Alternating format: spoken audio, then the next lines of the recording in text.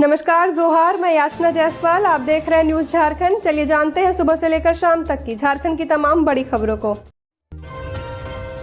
झारखंड में 5 मई तक आंधी तूफान और बारिश, साइक्लोनिक सर्कुलेशन का असर। आज देर शाम 20 जिलों में होगी बारिश, ऑरेंज अलर्ट जारी। झारखंड में भीषण गर्मी से मिल रही राहत अगले 5 दिनों तक जारी रहेगी। पूरे प्रदेश में हल्के से मध्यम दर्जे की बारिश रुक रुक कर होती रहेगी। दरअसल प्रदेश के मौसम में इस तरह का बदलाव साइक्लोनिक सर्कुलेशन की वजह से देखने को मिल रहा है। यही वजह है कि राज्य में लू वाली स्थिति नहीं बनी है। इधर मौसम विभाग ने अपने पूर्वानुमान में बताया कि आज राजधानी रांची सहित प्रदेश के 20 जिलों में देर शाम आंधी, वज्रपात और मेघ गर्जन के साथ बारिश की संभावना है। कहीं कहीं ओलावृष्टि के भी संकेत मिले हैं। इसे देखते हुए मौसम विभाग ने 20 जिलों में ऑरेंज अलर्ट जारी किया है। पलामू, गढ़वा, चतरा और लातेहार में भी मेघ गर्जन और हल्की बारिश के आसार हैं। इन 4 जिलों के लिए येलो अलर्ट जारी किया गया है। मौसम विभाग ने बताया कि 2 मई को भी रांची, लोहरदगा, गुमला, खुंटी, सरायकेला, पूर्वी सिंहभूम, पश्चिमी सिंहभूम और सिमडेगा में आंधी के साथ वज्रपात और बारिश हो सकती है। ओला भी गिरने की संभावना बनी रहेगी।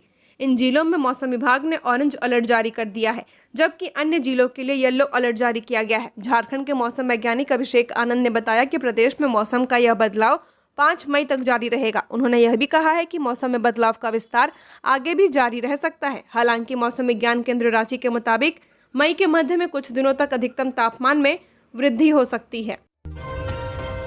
7 साल बाद जेपीएससी छठी सिविल सेवा डिप्टी कलेक्टर परीक्षा का नया विज्ञापन, हाईकोर्ट के आदेश पर प्रक्रिया फिर शुरू।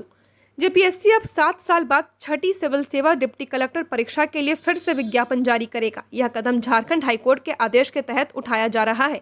आयोग ने इस परीक्षा की लिखित परीक्षा 10 व 11 अक्टूबर 2020 को 2 पालियों में रांची में आयोजित की थी। इसके बाद 13 नवंबर 2020 को मॉडल आंसर की जारी की गई थी और 24 दिसंबर 2020 को संशोधित उत्तर प्रकाशित किए गए थे। इस विशेष परीक्षा में भाग लेने वाले कई अभ्यर्थी अब सेवानिवृत्ति की दहलीज पर पहुंच चुके हैं। जेपीएससी ने 28 पदों पर नियुक्ति के लिए 27 सितंबर 2018 को विज्ञापन निकाला था, जिसमें सरकारी सेवा में कम से कम 5 साल का अनुभव रखने वाले कर्मियों से आवेदन मांगे गए थे। लगभग 400 अभ्यर्थियों ने आवेदन किया था, लेकिन विभिन्न कारणों से करीब 189 का आवेदन रद्द कर दिया गया था। अब हाईकोर्ट के निर्देश के बाद आयोग इस भर्ती प्रक्रिया को दोबारा शुरू करने जा रहा है, जिससे वर्षों से लंबित नियुक्ति प्रक्रिया में उम्मीद की नई किरण जगी है। रांची से पटना जा रही बस रामगढ़ में पलटी, पुलिस ने टॉर्च की रोशनी में किया रेस्क्यू। 36 यात्रियों को आई मामूली चोट, ड्राइवर फरार। रांची से पटना जा रही यात्रियों से भरी आरजू नाम की बस बीती देर रात रामगढ़ में दुर्घटना का शिकार हो गई। टायर मोड़ पर बस अनियंत्रित होकर सड़क पर पलट गई। इस घटना में बस सवार 36 यात्री घायल हो गए, उन्हें मामूली चोटें आई हैं। इधर हादसे के बाद बस के ड्राइवर और खलासी फरार हो गए। वही घटना की सूचना के बाद मौके पर पहुंची पुलिस ने टॉर्च की रोशनी में एक एक कर सभी यात्रियों को बस से बाहर निकाला।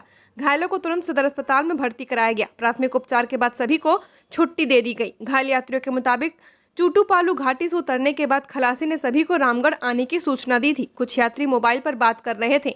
इसी दौरान बस अचानक मुड़ी और पलट गई। स्लीपर में बैठे यात्री ऊपर से नीचे गिर गए। नीचे की सीट पर बैठे लोग एक दूसरे पर गिर पड़े। हादसे के बाद जब बस में अंधेरा छा गया था, यात्रियों को लगा कि बस किसी वाहन से टकरा गई है। जब यात्रियों ने ड्राइवर और खलासी को आवाज लगाई तो कोई जवाब नहीं आई। पता चला कि दोनों हादसे के बाद फरार हो गए। स्थानीय लोगों और पुलिस की मदद से यात्रियों ने अपना सामान भी निकाला। राहत की बात यह रही कि इस हादसे में किसी की जान नहीं गई है। इंडियन मुजाहिदीन के बाद हिज्ब उत तहरीर से जुड़ा संदिग्ध आतंकी गिरफ्तार, झारखंड मॉड्यूल की जांच कर रही एटीएस। आतंकी संगठन हिज्ब उत तहरीर के झारखंड मॉड्यूल की जांच कर रही झारखंड एटीएस की टीम को एक और बड़ी सफलता हाथ लगी है। एटीएस की टीम ने एक ऐसे संदिग्ध आतंकी को गिरफ्तार किया है जो पूर्व में इंडियन मुजाहिदीन से जुड़ा हुआ था। झारखंड एटीएस की टीम ने आतंकी संगठन हिज्ब उत तहरीर से जुड़े एक और संदिग्ध आतंकी को गिरफ्तार किया है। सबसे हैरत की बात यह है कि गिरफ्तार संदिग्ध आतंकी पूर्व में आतंकी संगठन इंडियन मुजाहिदीन से जुड़ा हुआ था। झारखंड के डीजीपी अनुराग गुप्ता ने बताया कि धनबाद से जुड़े केस में 5वें संदिग्ध को गिरफ्तार किया गया है। गिरफ्तार संदिग्ध का नाम अमार यसार है। डीजीपी अनुराग गुप्ता ने बताया कि अमार यसार को साल 2014 में राजस्थान के जोधपुर से गिरफ्तार किया गया था। उस समय उसे इंडियन मुजाहिदीन के संदिग्ध आतंकी के तौर पर गिरफ्तार किया गया था। साल 2024 में जेल से बाहर निकलने के बाद अमार यसार एक बार फिर से आतंकी गतिविधियों में शामिल हो गया था। इस बार वह हिज्ब उत तहरीर से जुड़कर देश विरोधी कार्यों में संलिप्त था।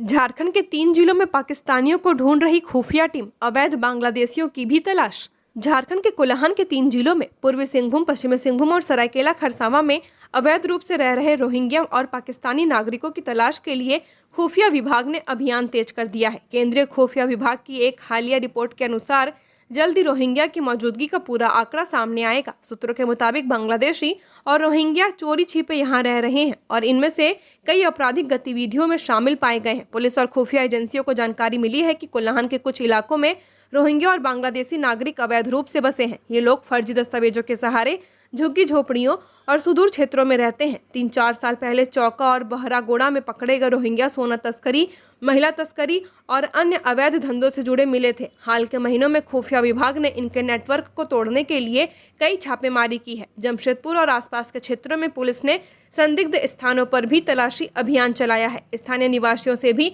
अपील की गई है कि वे संदिग्ध व्यक्तियों की जानकारी तुरंत प्रशासन को दें। जंगली हाथियों ने अचानक कर दिया हमला, एक व्यक्ति को पटककर मार डाला। जिले के दारू प्रखंड के अलौदी ताड़ करवार गांव में जंगली हाथियों का कहर देखने को मिला है। जंगली हाथियों के हमले में सुरेश विश्वकर्मा नामक व्यक्ति की मौत हो गई है। बताया जा रहा है कि बुधवार सुबह 4 बजे के लगभग में सुरेश विश्वकर्मा, जो कि बारात से वापस लौट रहे थे, उसी दौरान एक हाथी ने उन्हें अपनी चपेट में ले लिया। हाथी ने उन्हें पटक पटक कर मार डाला है। घटना की जानकारी मिलते ही ग्रामीणों ने वन विभाग और पुलिस को इसकी सूचना दी। वन विभाग की टीम और दारू थाना पुलिस मौके पर पहुंची और शव को कब्जे में लेकर पोस्टमार्टम के लिए हजारीबाग भेज दिया है। स्थानीय ग्रामीणों में घटना को लेकर भारी आक्रोश देखा गया। उनका आरोप है कि पिछले 6 महीनों से इस क्षेत्र में हाथियों का आतंक बना हुआ है। 5 दिनों के भीतर बिल भुगतान पर उपभोक्ताओं को 2% की मिलेगी छूट। झारखंड में आज से बिजली 6.34% महंगी हो गई है। झारखंड राज्य विद्युत नियामक आयोग ने बुधवार को यह आदेश जारी किया है। इसके साथ ही आयोग ने JBVNL को उपभोक्ता हित में भी कई आदेश दिए हैं, जिसके अंतर्गत उपभोक्ता यदि 5 दिनों के भीतर बिल भुगतान करते हैं तो उन्हें कुल बिल पर 2% की छूट मिलेगी। आयोग ने कहा है कि 65% से ज्यादा लोड फैक्टर वाले उपभोक्ताओं को ज्यादा से ज्यादा 15% की छूट देनी होगी। किसी भी उपभोक्ता से मीटर रेंट नहीं लिया जाएगा। फिक्स चार्ज लेने के लिए HT उपभोक्ताओं को 23 और घरेलू उपभोक्ताओं को देनी होगी 21 घंटे कम से कम बिजली। स्मार्ट मीटर स्विच करने पर उपभोक्ताओं को मिलेगी फिक्स चार्ज में 3% की छूट, यानी कि 20 पैसा प्रति यूनिट का लाभ।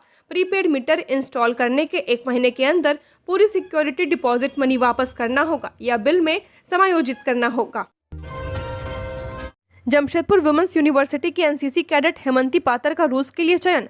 जमशेदपुर वुमेन्स यूनिवर्सिटी के NCC कैडेट हेमंती पातर ने गौरवपूर्ण उपलब्धि हासिल करते हुए रक्षा मंत्रालय, भारत सरकार के यूथ एक्सचेंज प्रोग्राम के तहत रूस यात्रा के लिए चयनित होने का सम्मान प्राप्त किया है। वह उन 6 कैडेट्स में शामिल हैं जो 1 जून से 8 जून 2025 तक रूस के कजान सुवोरोव मिलिट्री स्कूल में आयोजित कैडेट फ्रेंडशिप फेस्टिवल में भारत का प्रतिनिधित्व करेंगे। इस महत्वपूर्ण उपलब्धि पर विश्वविद्यालय की कुलपति प्रोफेसर डॉक्टर अंजिला गुप्ता ने हेमंती पातर को बधाई देते हुए कहा कि यह हमारे विश्वविद्यालय और पूरे राज्य के लिए गर्व का विषय है। हेमंती ने कठिन परिश्रम और अनुशासन के बल पर यह सम्मान अर्जित किया है। कुलपति ने यूनिवर्सिटी NCC कैडेट यूनिट की CTO प्रीति के योगदान की सराहना करते हुए कहा कि प्रीति ने कैडेट्स के समग्र विकास में अहम भूमिका निभाई है। हजारीबाग के स्कूल में कट्टा चाकू लहराते पकड़े गए 2 छात्र, मचा हड़कंप। हजारीबाग जिले के पदमा प्रखंड स्थित RN+2 उच्च विद्यालय में उस समय हड़कंप मच गया जब कक्षा 9 के 2 छात्र कट्टा, चाकू और लोहे के पंजे के साथ स्कूल पहुंचे और क्लास में हथियार लहराने लगे। यह घटना 30 अप्रैल को हुई है। जब छात्रों की इस हरकत से सहमे अन्य विद्यार्थियों ने तुरंत इसकी सूचना स्कूल के शिक्षकों को दी। शिक्षकों ने तत्काल स्कूल प्रभारी भगवान दत्त मिश्रा को सूचित किया, जिन्होंने तुरंत मुखिया अनिल मेहता और पदमा पुलिस को जानकारी दी है। सूचना मिलते ही पुलिस मौके पर पहुंची और दोनों छात्रों को हथियारों के साथ हिरासत में ले लिया है। पुलिस जांच में पता चला कि दोनों छात्र लाठी गांव और पदमा गांव के रहने वाले हैं। एक छात्र के पास से कट्टा और चाकू बरामद किया गया है, जबकि दूसरे के पास लोहे का पंजा था। बताया गया कि इससे पहले भी ये दोनों छात्र 3 दिन पहले हथियार लेकर स्कूल पहुंचे थे। उस समय शिक्षकों द्वारा पूछताछ करने पर उन्होंने गलती स्वीकार की थी और दोबारा ऐसा न करने का वादा किया था। हालांकि 30 अप्रैल को उन्होंने फिर वही हरकत दोहराई है। देवघर में प्रेमी ने युवती का प्राइवेट वीडियो किया लीक, ससुराल वालों ने तोड़ी शादी।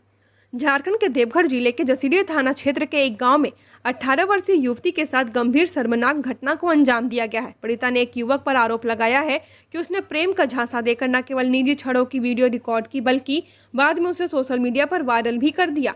युवती ने मंगलवार को अपने परिजनों के साथ देवघर साइबर थाना में शिकायत दर्ज कराते हुए आरोपी के खिलाफ कड़ी कार्रवाई की मांग की है। शिकायत के अनुसार युवक ने पहले शादी का वादा कर युवती का विश्वास जीता और फिर उसका वीडियो मोबाइल से रिकॉर्ड किया। कुछ समय बाद जब युवती की शादी किसी अन्य व्यक्ति से तय हुई तो आरोपी ने फर्जी फेसबुक आईडी बनाकर उस पर वीडियो अपलोड कर दिया।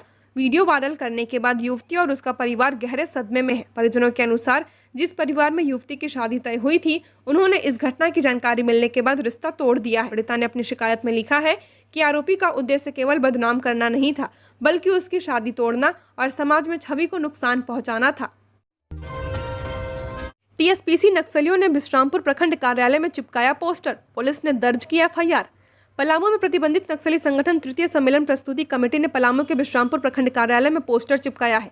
प्रिंटेड पोस्टर में टीएसपीसी ने मजदूर दिवस को लेकर कई बातें लिखी हैं। घटना की जानकारी मिलने के बाद पुलिस मौके पर पहुंची और पोस्टर को जब्त कर लिया है। पूरे मामले में टीएसपीसी के नक्सलियों के खिलाफ पलामू के बिश्रामपुर थाना में एफआईआर दर्ज की गई है। बिश्रामपुर के थाना प्रभारी सौरभ चौबे ने बताया कि पोस्टर को जब्त किया गया है और पूरे मामले में टीएसपीसी के नक्सलियों के खिलाफ एफआईआर दर्ज की गई है। पुलिस पूरे मामले में छानबीन कर रही है। पोस्टर लगाने वाले नक्सलियों का पता लगाया जा रहा है और उनके खिलाफ छापेमारी भी की जा रही है। डबल डेकर और एसी इलेक्ट्रिक बसों में सफर करेंगे शहरवासी, आ गया रूट चार्ट।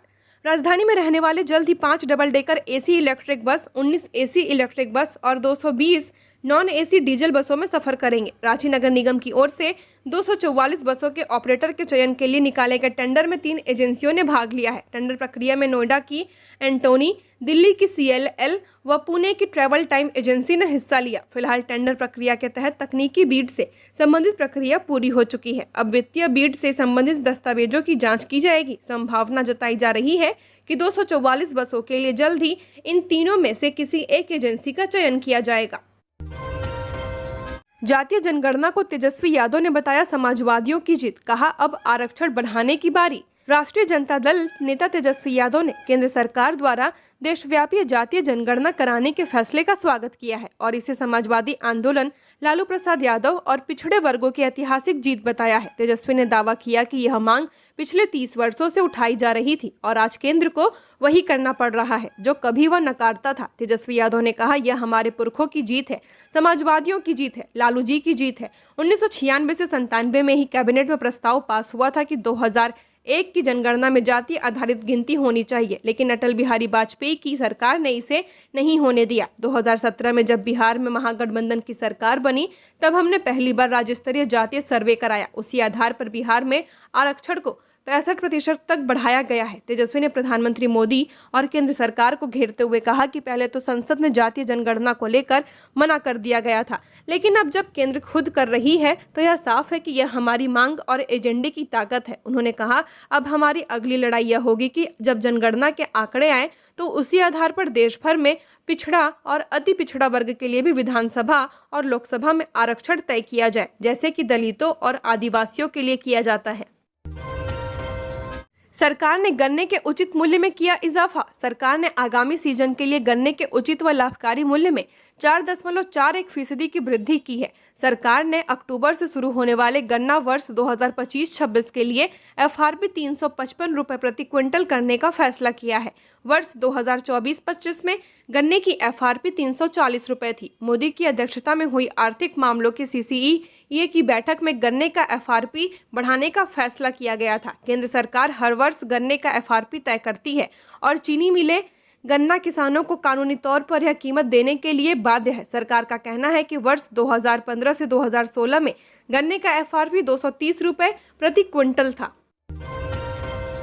झारखंड में कैसे सुधरेगी शिक्षा व्यवस्था, मंत्री रामदास सोरेन ने बताए उपाय, केंद्र का भी किया जिक्र। झारखंड शिक्षा परियोजना परिषद और collectives for integrated livelihood initiative के संयुक्त प्रयास से रांची में शिक्षा संगम 2025 कार्यक्रम का आयोजन किया गया। कार्यक्रम में स्कूली शिक्षा एवं साक्षरता मंत्री रामदास सोरेन, झारखंड शिक्षा परियोजना निर्देशक शशि रंजन, राज्य कार्यक्रम पदाधिकारी ममता लकड़ा शामिल हुए। साथ ही सीनी से मामूरा खान और दिव्या ज्योति, गणेश नीलम, टाटा ट्रस्ट की शिक्षा प्रमुख अमृता पटवर्धन, सीनी झारखंड टीम लीडर सीसरदू पाल सहित राज्य के कई जिलों से आए 200 से 50 से ज्यादा एसएमसी सदस्य इस कार्यक्रम में शामिल हुए हैं। विभागीय मंत्री रामदास सोरेन ने कहा कि शिक्षा में सुधार के लिए राज्य और केंद्र सरकार दोनों के सहयोग की आवश्यकता है। दोनों के आपसी सहयोग के बिना राज्य के स्वर्णिम विकास की परिकल्पना नहीं की जा सकती है। आज के समय में शिक्षा में समानता लाने और इसके विकास के लिए सभी स्कूलों में विद्यालय प्रबंधन समिति की आवश्यकता है। बिना प्रबंधन समिति के विद्यालय की व्यवस्था नहीं सुधारी जा सकती है। नदी का दूषित पानी पीने को मजबूर स्कूली बच्चे, जनप्रतिनिधि बोले हमें पता ही नहीं। चतरा में झारखंड सरकार हर साल शिक्षा व्यवस्था को बेहतर बनाने के लिए करोड़ों रुपए खर्च करने का दावा करती है, लेकिन चतरा जिले के एक स्कूल की तस्वीर इन दावों की पोल खोल रही है। यहाँ सरकारी स्कूलों में पढ़ने वाले छात्रों को पीने का पानी तक नसीब नहीं हो रहा। हालात इतने बद से बदतर है कि बच्चे नदी का दूषित पानी पीने को मजबूर है। इतना ही नहीं, स्कूल में मिड डे मील भी इसी गंदे पानी से तैयार किया जा रहा है, जिससे बच्चों की सेहत पर गंभीर असर पड़ रहा है। इस मामले में शिक्षकों का कहना है कि उन्होंने इस समस्या को स्थानीय जनप्रतिनिधियों से लेकर विभागीय अधिकारियों तक कई बार उठाया है, लेकिन कोई ठोस कदम नहीं उठाया गया। जिला के कुंदा प्रखंड के नवादा पंचायत के सिंदूरी गांव का उत्क्रमित मध्य विद्यालय जल संकट का जीता जागता उदाहरण है। सिंदूरी गांव के उत्क्रमित मध्य स्कूल में बच्चों को पीने के लिए साफ पानी उपलब्ध कराने की कोई व्यवस्था नहीं है। पेयजल आपूर्ति विभाग ने स्कूल परिसर में भले ही एक चापाकल लगा दिया हो, लेकिन यह चापाकल सिर्फ दिखावे के लिए है, क्योंकि यह बंद हो चुका है।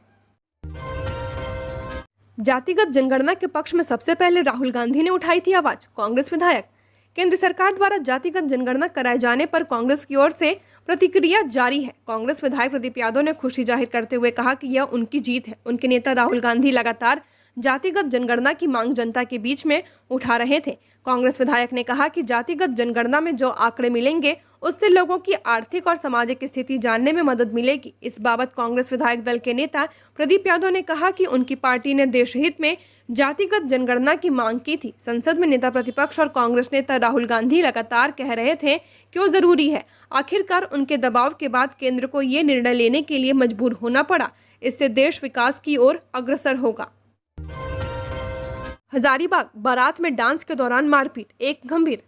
हजारीबाग के कटकम सांडी के पबरा में बारात में नाचने के दौरान हुई मारपीट की घटना में आनंद मेहता गंभीर रूप से जख्मी हो गए हैं। उनका इलाज हजारीबाग के सदर अस्पताल में चल रहा है, लेकिन उनकी स्थिति चिंताजनक बनी हुई है। जानकारी के मुताबिक पबरा गांव में 29 अप्रैल को बारात आई थी। बारात में नाचने के दौरान दो पक्षों के बीच मारपीट की घटना हो गई। घटना की जानकारी मिलने पर आनंद मेहता झगड़ा सुलझाने गए थे, लेकिन बारातियों ने उनके साथ ही मारपीट शुरू कर दी। मारपीट की घटना में आनंद महतो गंभीर रूप से जख्मी हो गए थे। घटना को लेकर उनके परिजनों ने पेलावल थाना में लिखित शिकायत दर्ज कराई है। पुलिस मामले की जांच कर रही है।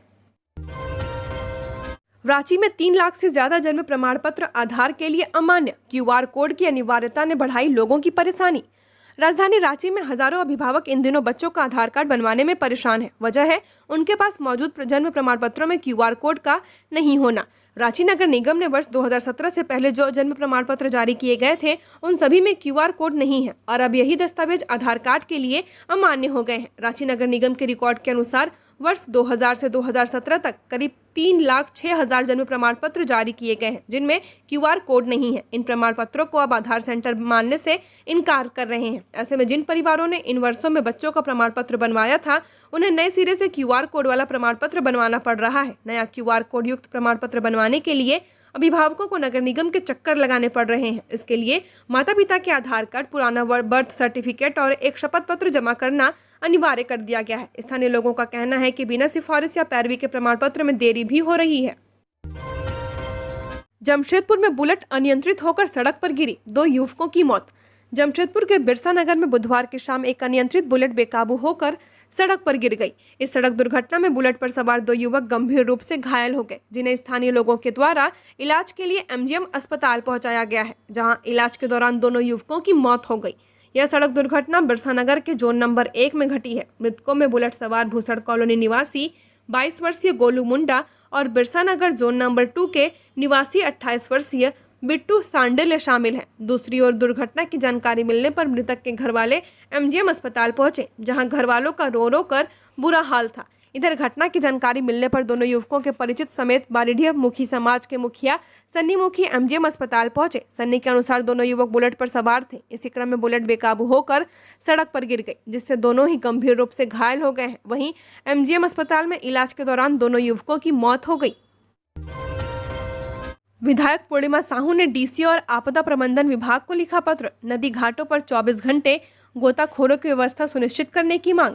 जमशेदपुर पूर्व की विधायक पूर्णिमा साहू ने पूर्वी सिंहभूम जिला उपायुक्त एवं वरीय पुलिस अधीक्षक को पत्र लिखकर विधानसभा क्षेत्र अंतर्गत विभिन्न नदी घाटों, डैमों एवं तालाबों पर 24 घंटे 7 दिन प्रशिक्षित गोताखोरों की उपलब्धता सुनिश्चित करने तथा आपात स्थिति में त्वरित राहत कार्य को लेकर एनडीआरएफ, एसडीआरएफ टीम की तत्पर व्यवस्था करने की मांग की है। विधायक पूर्णिमा साहू ने पत्र में उल्लेख किया कि हाल ही में भुयाडीह स्थित बाबूडीह घाट सुवर्ण रेखा नदी में 2 किशोरों की डूबने से दुखद मृत्यु हुई थी। इस हृदय विदारक घटना के उपरांत जिला प्रशासन एवं आपदा प्रबंधन विभाग से कई बार संपर्क किया गया, लेकिन न तो प्रशिक्षित गोताखोर उपलब्ध हो सके, न ही एनडीआरएफ, एसडीआरएफ की टीम समय पर पहुंच सकी। अपेक्षित सहयोग न मिलने पर अंततः स्थानीय मछुआरों की मदद से शव को नदी से बाहर निकाला गया। उन्होंने पत्र में यह भी उल्लेख किया है कि उनके क्षेत्र में सुवर्ण रेखा नदी पर मानगो छठ घाट, पांडेय घाट, सुवर्ण रेखा घाट, बाबूडीह घाट, भोजपुर घाट, डोंगा घाट, जिला स्कूल घाट जैसे प्रमुख घाटों के अलावा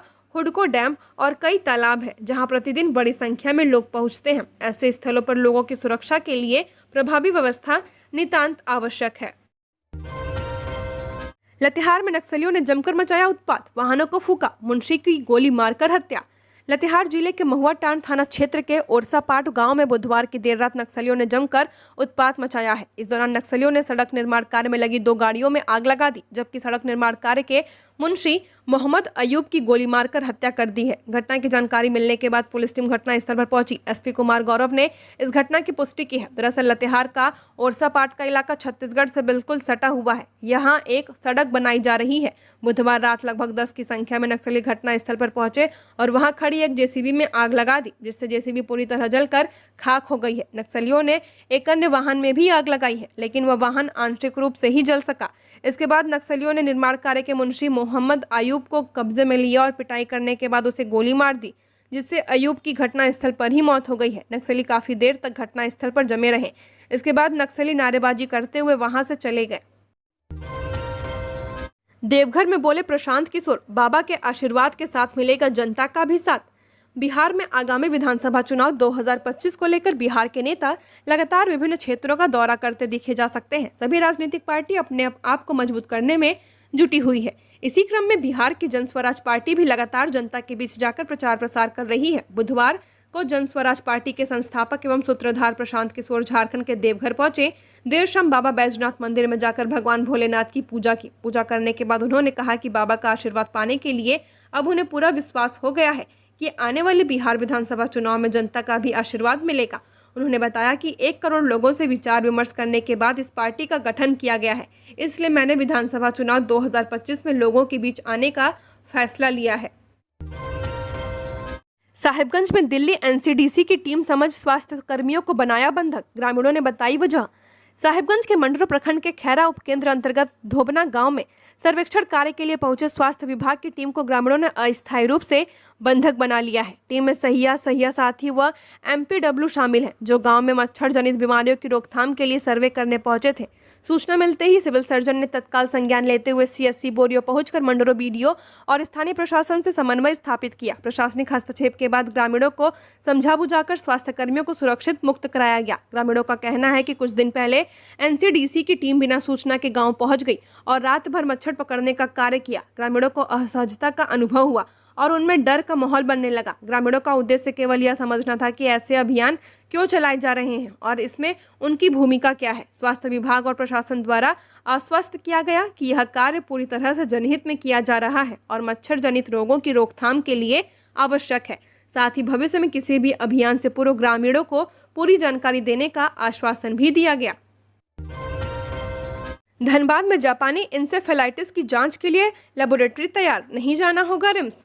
शहीद निर्मल महतो मेडिकल कॉलेज एवं अस्पताल के माइक्रोबायोलॉजी विभाग में इस वर्ष से जापानी इंसेफेलाइटिस की जांच शुरू हो रही है। पिछले 10 वर्षों से इस जांच को शुरू करने का इंतजार किया जा रहा था। अब इस वर्ष से जापानी इंसेफेलाइटिस की जांच के लिए रिम्स जाने की जरूरत नहीं पड़ेगी। 24 घंटे में ही यह रिपोर्ट SNMMCH के माइक्रोबायोलॉजी विभाग से मरीजों को मिल जाएगी। यह सेवा मिल जाने से धनबाद के अलावा गिरिडीह, बोकारो और संथाल के जिलों को भी सहूलियत होगी। माइक्रोबायोलॉजी विभाग में लेबोरेटरी को विकसित किया गया है। इसमें जापानी इंसेफेलाइटिस के अलावा डेंगू और चिकनगुनिया के मरीजों की भी जांच की जाएगी। डेंगू और चिकनगुनिया की जांच पहले से ही SNMMCH में हो रही है, लेकिन अब नए लेबोरेटरी में इसकी जांच की जाएगी।